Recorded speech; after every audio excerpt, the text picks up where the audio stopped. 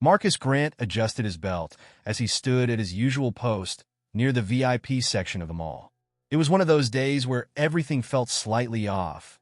Kids running a little too freely, a few unruly shoppers crowding store entrances. His job was simple: enforce order, and Marcus took pride in doing it right. He didn't care if people saw him as strict. Strict gets the job done. Then he saw her, a tall woman, sleek and self-assured, strolling through the VIP lounge with a posture that demanded attention. She wore a tailored coat, black slacks, and heels that clicked softly on the tiled floor. Her hair was perfectly coiled, her makeup understated but precise. Something about her screamed importance.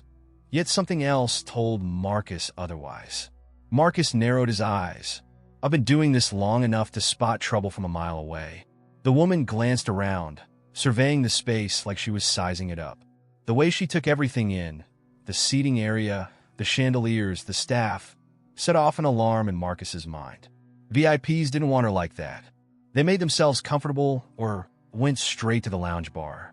They didn't stroll like they were casing the place. He straightened his back. Not on my watch. He moved toward her with purposeful steps, adjusting his radio so the wire coiled neatly across his shoulder. Ma'am, he called out, polite but firm. This section is reserved for authorized guests only. The woman turned to face him, her expression calm, almost curious. Her eyes scanned his uniform as if taking in every detail.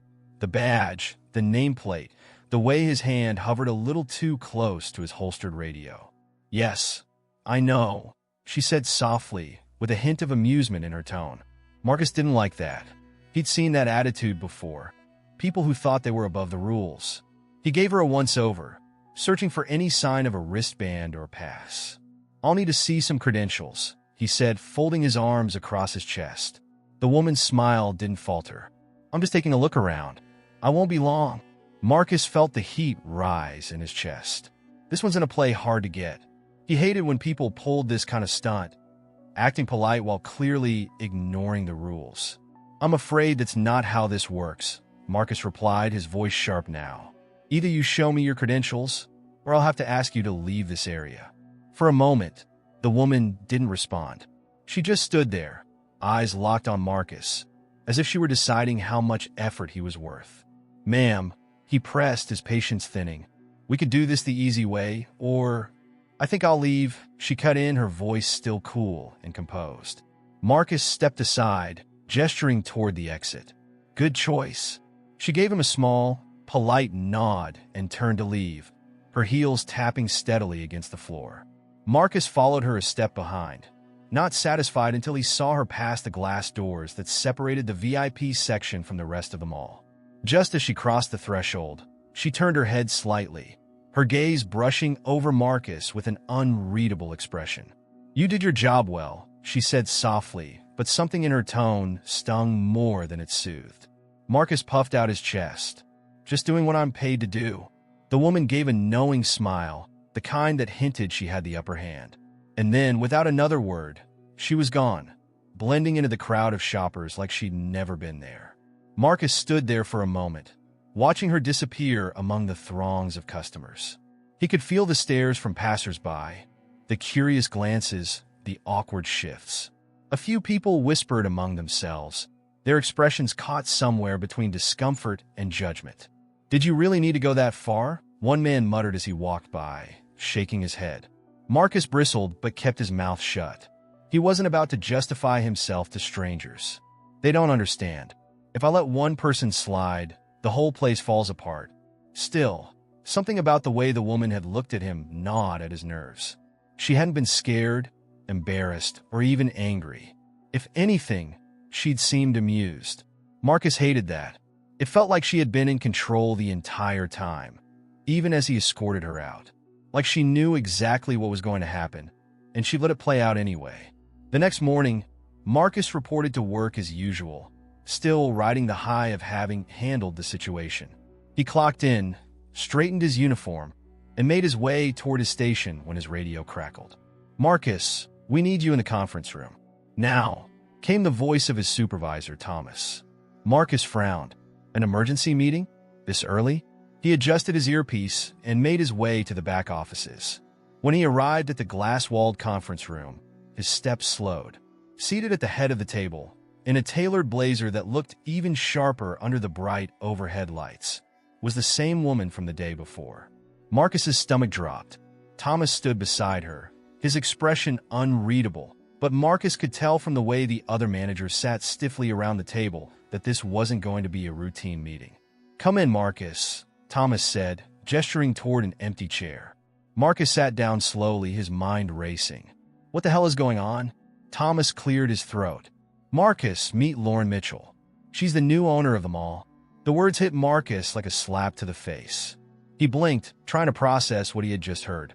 Lauren leaned forward slightly, resting her hands on the table. Her expression was calm, but there was a glimmer of something in her eyes. Not anger, not malice, just quiet certainty. "Good to see you again, Mr. Grant," she said, her voice smooth and measured. Marcus opened his mouth to respond, but nothing came out. For the first time in a long time, he was completely speechless. He had no choice but to sit there, fully aware that the ground beneath his feet had just crumbled. And from the look on Lauren's face, she knew it too. "Let's get started, shall we?" she said with a faint smile. Marcus sat stiffly at the conference table, his mind spinning. How could he have gotten it so wrong? The woman he had confronted, escorted out in front of a crowd, wasn't just someone with influence. She was the owner of the entire mall. His hands gripped the arms of the chair, so tightly that his knuckles turned white, but he couldn't seem to unclench them. Lauren Mitchell sat across from him, the same composed demeanor from the day before, though now it felt heavier, more deliberate. She wasn't just calm, she was in control. The managers sitting around the table looked nervous, darting glances between Marcus and Lauren like they were waiting for a bomb to go off. Thomas, the mall's manager, cleared his throat awkwardly. "Marcus," he began, folding his hands in front of him. "Ms. Mitchell has brought to our attention an incident that occurred yesterday between the two of you." Marcus swallowed hard. "I was just following protocol," he blurted before he could stop himself. His voice sounded defensive, even to his own ears. Lauren raised an eyebrow, but she didn't interrupt. She folded her hands gracefully on the table, as if she had all the time in the world.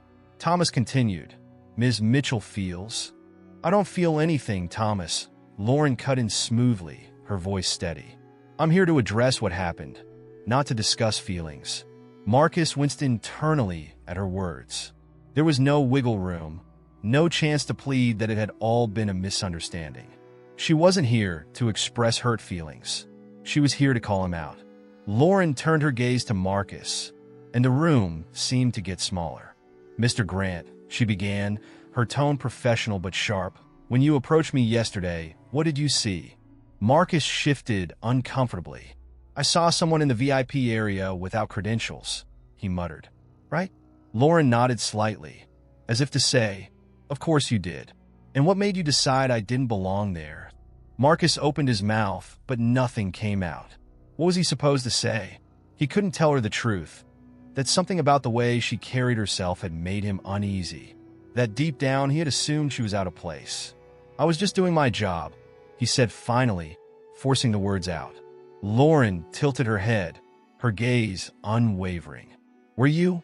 The question hung in the air, heavy and damning. Marcus clenched his jaw, struggling to keep his frustration in check. "If someone doesn't have the proper access, it's my responsibility to remove them. Is that right?" Lauren asked softly, leaning forward slightly. "And did you ask me if I had access?" Marcus blinked. "Well, no, but—" Lauren didn't let him finish. "So you assumed I didn't belong. And instead of asking a simple question, you chose to escort me out in front of a crowd." Marcus felt the weight of her words settling on him, pressing down on his shoulders like a boulder. "I didn't mean—" "It's not about what you meant," Lauren interrupted. Her voice was calm, but there was steel beneath it. "It's about what you did." Thomas shifted in his seat uncomfortably, clearing his throat again. "Marcus, it's clear that there was a misjudgment." Lauren gave Thomas a look that silenced him instantly, as if to remind him, "This isn't your conversation to manage." Then she turned back to Marcus. "I need you to understand something, Mr. Grant. What happened yesterday isn't an isolated incident. It's part of a pattern, something I see everywhere, all the time. People like you in positions of authority, making assumptions about people like me. Marcus felt the burn of humiliation rising to his face. People like me? People like her? He wanted to protest, wanted to tell her that race had nothing to do with it, that he treated everyone the same. But something in her expression stopped him. Lauren leaned back in her chair, crossing her arms. I knew someone would stop me when I walked into that VIP area. I wanted to see how it would play out. Marcus's heart sank. You knew? Lauren gave him a small, almost imperceptible nod. I needed to know how my staff handle situations like this. Marcus felt like the floor had dropped out from beneath him. She set me up. It wasn't a setup, Lauren said, reading the look on his face. It was a test, and you failed. The words hit him like a slap. His throat felt tight, and he struggled to find anything to say, any way to explain himself that didn't sound pathetic. You didn't fail because you enforced a rule, Lauren continued. You failed because you acted on assumptions. You saw me, decided I didn't belong, and treated me accordingly. That's not protocol, Mr. Grant. That's bias. The word hung in the air like a sharp blade. Marcus shifted uncomfortably, feeling the weight of every pair of eyes in the room on him. I didn't mean to offend. This isn't about being offended, Lauren interrupted, her voice firm but not unkind. It's about behavior, and behavior can change. Thomas cleared his throat again, clearly eager to wrap up the conversation. We've decided that Marcus will be suspended for 2 weeks, he said quickly. During that time, he'll complete a mandatory diversity and inclusion training. Marcus felt the sting of humiliation deepen. Suspended? His pride bristled at the thought, but he knew better than to argue. Lauren nodded slowly. I don't want an apology, she said, her gaze fixed on Marcus. I want change. The room went silent. Marcus looked down at his hands, feeling more exposed than he had in years. He'd been in plenty of tough situations throughout his career, but nothing had ever made him feel this small. Lauren stood gracefully, smoothing out her blazer. This isn't a punishment, Mr. Grant, she said. It's an opportunity. What you do with it is up to you. Marcus swallowed hard, nodding mutely. Lauren gave him one last look, her expression unreadable. We'll see each other again, she said softly, as if it were a promise.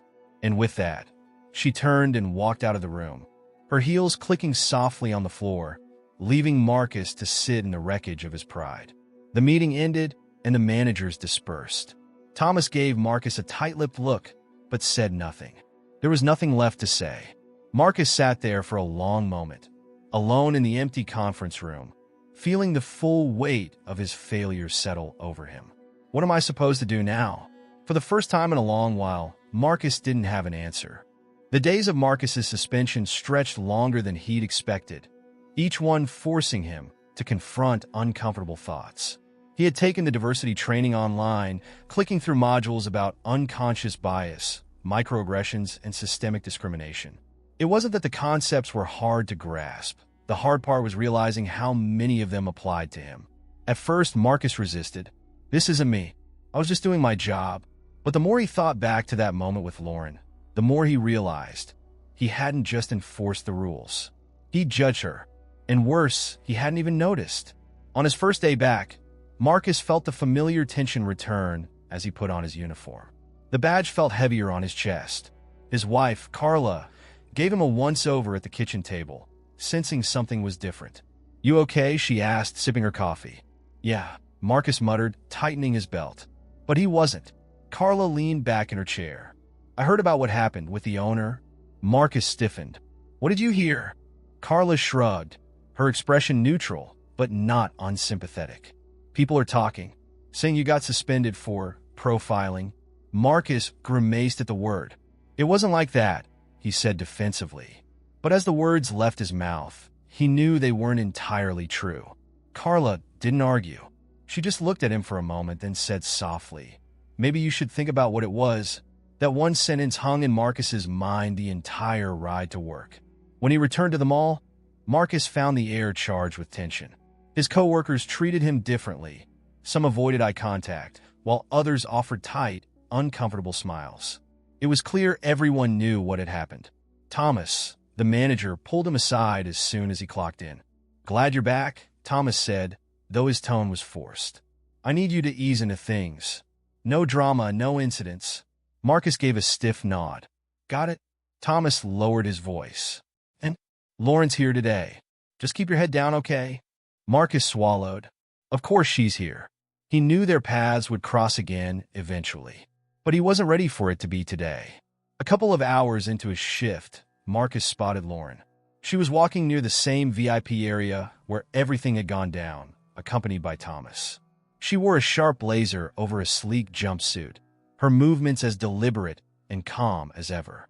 Marcus debated ignoring her, but something inside him said he needed to do this. "Don't hide. Face it." He walked toward them, his heart pounding in his chest. Thomas noticed him first, his expression tightening with worry. But Lauren, as if sensing Marcus's approach, turned to face him, her expression neutral. "Ms. Mitchell," Marcus said, forcing himself to meet her gaze. "Can I have a word?" Thomas started to intervene. "Marcus, I don't think this is." "It's okay," Lauren interrupted calmly, holding up a hand. "Go ahead." Marcus took a deep breath. "I owe you an apology. I judged you that day, and I was wrong." Lauren regarded him for a moment, her expression unreadable. Then she said quietly, "I accept your apology." Marcus felt a small wave of relief, but it was short-lived. Lauren wasn't finished. "An apology is a start," she said, "but real change happens through actions, not words." Marcus nodded, shame prickling at the back of his neck. "I know, and I want to do better." Lauren's gaze softened slightly, though her tone remained steady. "Good. That's the point." Thomas shifted awkwardly beside them, clearly eager to move on from the conversation. "Shall we, Ms. Mitchell?" he asked. Lauren gave Marcus a small, almost imperceptible nod, then turned and walked away with Thomas. Marcus exhaled slowly, feeling like he had just crossed a threshold he didn't fully understand yet. This isn't over, he realized. Not by a long shot. Later that afternoon, Marcus found himself in another test. A teenage boy with baggy clothes and a hood pulled over his head wandered into the mall, glancing around nervously. Marcus's instincts kicked in trouble. The kid drifted into a high-end electronics store, lingering near a row of display phones. Marcus hovered nearby, watching closely. He felt his hand itch to grab the radio, ready to call for backup. But then, something Lauren had said came back to him. "Did you ask?" Marcus hesitated. Instead of assuming the worst, he stepped forward. "Hey kid," Marcus said, keeping his tone neutral. "You looking for something?" The boy looked startled, but didn't run. Just checking out the new phones," he mumbled, his voice low. Marcus studied him for a moment, resisting the urge to judge based on appearance alone. "You need help with something?" The boy shifted uncomfortably, then shrugged. "Nah, just killing time." Marcus nodded slowly. "All right, just let me know if you need anything." The kid blinked, clearly not expecting this response. After a moment, he gave a small nod and wandered off without causing any trouble. Marcus watched him go, feeling something shift inside him. It wasn't a big moment. The kid probably wouldn't even remember it. But for Marcus, it was a small step in the right direction. At the end of his shift, Marcus spotted Lauren again, standing near one of the mall's fountains. She was alone this time, her gaze focused on the cascading water. Marcus approached cautiously, unsure if she wanted to talk to him. But when she noticed him, she gave a small nod of acknowledgement. "How was your day?" Lauren asked, her tone conversational, but with an edge of curiosity. Marcus thought about the encounter with the kid, the awkward looks from his co-workers, the weight of everything he was learning. "Different," he admitted. Lauren smiled faintly, as if she already knew the answer. "That's how it starts?" Marcus hesitated for a moment, then asked, "Why did you really walk into the VIP area that day?" Lauren's smile deepened, though there was a hint of sadness in it. "Because I knew someone would stop me." Marcus frowned. "You wanted to be stopped?" Lauren gave a small shrug. "I wanted to see how things worked when no one knew who I was." Marcus let that sink in, and Lauren's eyes met his, steady and unwavering. "Now you know." Marcus nodded, feeling both humbled and strangely hopeful. This was just the beginning. The real work, the hard part, was still ahead. As Lauren turned to leave, Marcus stood there for a moment, watching her walk away. For the first time, he didn't feel small in her presence. He felt ready to change, ready to prove he could do better. And this time, he knew it wasn't just about doing his job. It was about doing the right thing. The next few days at the mall felt like a balancing act. Marcus was determined to follow through on what he had promised Lauren, to be better, to judge less, and to lead with more awareness. But making that shift was harder than he thought. Every instinct he had built over years on the job felt like it was pulling him back toward old habits. His team noticed the change, and not all of them liked it. "Man, what happened to you?" asked Ryan, one of the younger guards, as they stood near the food court during a slow shift. "You used to be the only one who didn't put up with crap from these people." Marcus stared at the crowd, trying to keep his frustration in check. "We're supposed to keep people safe, not hassle them." Ryan scoffed. "Since when? You're sounding soft, man. Don't let that whole suspension mess get in your head." Marcus gritted his teeth. "It's not about being soft, Ryan. It's about doing the job right." Ryan shook his head with a smirk. "Whatever. Just don't expect the rest of us to start giving everybody hugs." He walked off, muttering under his breath, "Gotta keep the peace, not babysit feelings." Marcus took a deep breath, reminding himself that real change didn't happen overnight. Not in him, and certainly not in others. Later that afternoon, Marcus got a call on the radio. There was a situation outside the mall entrance. A woman was arguing with a parking attendant about a ticket, and the dispute was starting to draw a crowd. "On it," Marcus said, adjusting his radio as he headed toward the exit. As he approached, he saw the woman standing beside a sleek car, her voice rising as she argued with the attendant. She was well-dressed, her designer handbag slung over her shoulder, and her frustration was evident.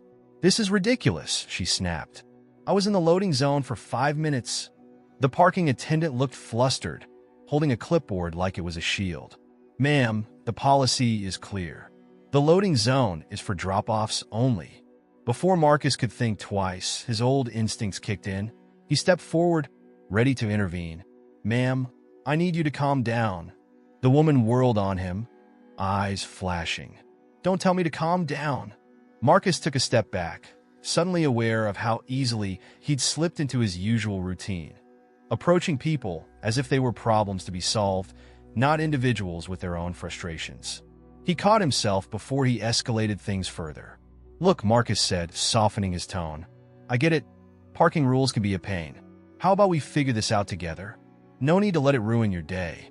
The woman glared at him for a moment longer, then let out a frustrated sigh. "Fine, whatever." The parking attendant gave Marcus a grateful nod and adjusted the ticket on his clipboard. "I can void the ticket this time, but next time, please stick to the time limit." The woman rolled her eyes, but got into her car and drove off without further incident. Marcus exhaled slowly, relieved that he had defused the situation without it escalating.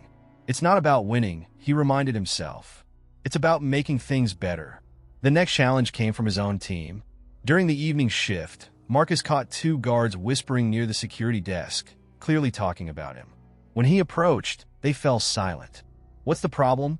Marcus asked, crossing his arms. One of the guards, Jeremy, shrugged. "No problem.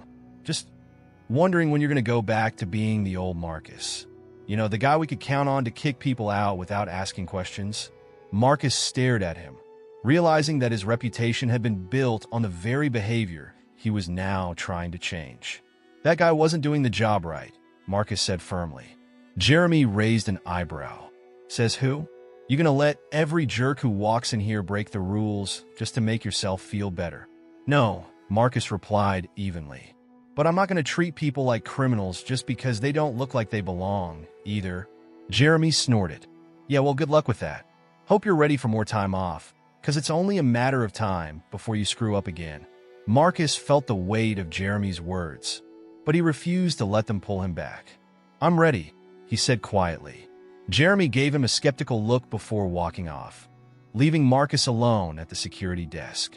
That night, as Marcus walked through the mall for one last patrol, he spotted Lauren again. She stood near the entrance of a boutique store, browsing through a rack of clothes. She noticed Marcus approaching and gave him a small nod. "Ms. Mitchell," Marcus greeted, feeling awkward but determined not to avoid her.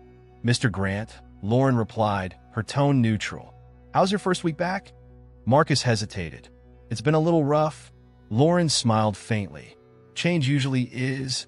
Marcus rubbed the back of his neck. "Some of the guys, they're not exactly on board with how I'm doing things." Lauren's expression didn't shift. "That's not surprising. I just thought it'd be easier," Marcus admitted. "I thought once I realized what I was doing wrong, things would fall into place. But it's harder than I expected." Lauren studied him for a moment, then said, "The hardest part isn't realizing you need to change. It's staying committed when things get uncomfortable." Marcus nodded slowly, taking in her words. What if it's not enough?" he asked quietly. Lauren gave him a thoughtful look. "It's not about being perfect, Marcus. It's about being intentional. Every choice you make adds up, whether you see it or not." Marcus let out a slow breath, feeling both comforted and challenged by her words. Lauren glanced around the mall, her gaze thoughtful. "You're not just here to enforce rules," she said softly. "You're here to create a space where everyone feels like they belong. That's leadership." Marcus felt the weight of her words settle over him like a second skin. This was more than a job. It was an opportunity to become someone better. "Thanks," he said finally. Lauren gave him a small nod. "I'll be watching." With that, she turned and walked away, leaving Marcus standing there, his mind buzzing with everything she had said. As Marcus finished a shift that night, he knew the road ahead wasn't going to be easy. But for the first time, he didn't feel overwhelmed by the challenge. He felt ready to keep trying, one choice at a time. Because real change wasn't about making one big gesture. It was about showing up every day and choosing to do better. And Marcus Grant was ready to show up. Marcus returned to the mall the next morning, determined to keep pushing forward. Each day since his suspension had tested his resolve, but something inside him had shifted. He knew now that being a good security guard and a good person wasn't just about enforcing rules. It was about treating people with dignity, even when it was hard. Especially when it was hard, the team was still adjusting to the new Marcus. Some guards respected the change. Others, like Ryan and Jeremy, remained skeptical. But Marcus stayed focused. He wasn't going to win everyone over overnight, and that was okay. Change wasn't about immediate results. It was about consistency. A week later, another challenge arose. A homeless man entered the food court, clutching a small plastic bag and looking disoriented. Shoppers gave him wide-eyed glances, and a few whispered complaints reached Marcus through his radio. Ryan's voice buzzed over the line. "You see the guy by the fountain? Want me to escort him out?" Marcus pressed the button on his radio. "No, I've got it." As Marcus approached the man, he felt the familiar instinct kick in, the urge to solve the situation quickly by ushering the man outside.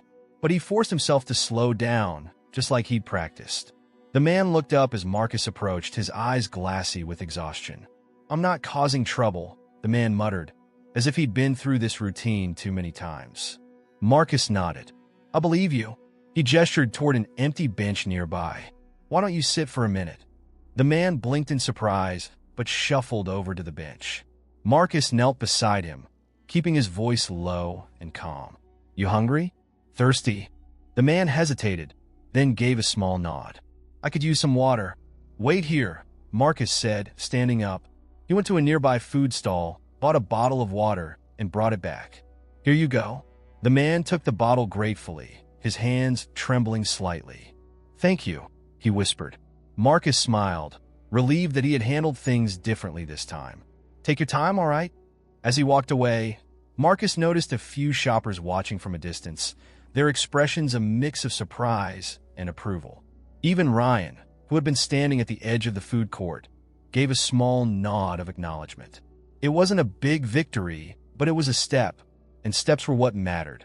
At the end of the day, Marcus found himself near the same fountain where he had spoken to Lauren a week earlier. As if on cue, Lauren appeared again, moving with her usual calm, deliberate grace. She smiled faintly as she approached. "Mr. Grant?" "Ms. Mitchell," Marcus replied with a nod. Lauren glanced around the mall, her gaze sweeping across the bustling crowd. "How are things?" "Better," Marcus said honestly. "Still working on it, though." Lauren tilted her head slightly, studying him. "That's all I can ask for." There was a brief, comfortable silence between them before Marcus spoke again. "I handled the situation today with a homeless man in the food court. I could have kicked him out, but I didn't." Lauren gave him an approving look. "And how did that feel?" Marcus thought about it for a moment. "Different. Better." Lauren smiled softly. "That's the point." Marcus shifted on his feet, feeling both proud and a little humbled. "I get it now. It's not just about the rules. It's about creating a space where everyone feels welcome." Lauren's eyes softened. "Exactly." Marcus hesitated, then added, "I'm not perfect. I still make mistakes. But I'm trying." Lauren reached out and gave him a brief, reassuring pat on the arm. "That's what matters, Marcus." The trying? Marcus felt a wave of gratitude swell in his chest. It wasn't just her words. It was the way she said them, with patience and belief that he could be better. As Marcus walked through the mall that evening, something felt different. He wasn't just a guard anymore, standing rigid and ready to enforce rules. He was part of something bigger. He saw the people around him, really saw them. Not as threats, not as problems, but as individuals. He knew the road ahead wouldn't be easy. There would be moments when old habits tried to creep back in. There would be skeptics like Ryan and Jeremy, and difficult situations that would test his patience. But he was ready for them now. Change wasn't a destination. It was a journey, and Marcus was finally on the right path.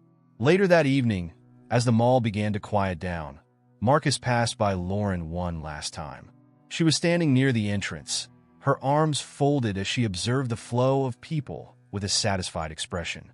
Marcus stopped and gave her a small nod. "Thanks, Ms. Mitchell. For everything." Lauren smiled, her eyes warm. "It's just the beginning, Mr. Grant. Keep going." Marcus smiled back, the weight of the past few weeks lifting off his shoulders. For the first time in a long time, he felt at peace with himself. Not because he had all the answers, but because he was finally asking the right questions. As Lauren walked away, disappearing into the crowd, Marcus stood tall at his post, ready to welcome whoever came through those doors next. And this time, he'd make sure everyone felt like they belonged.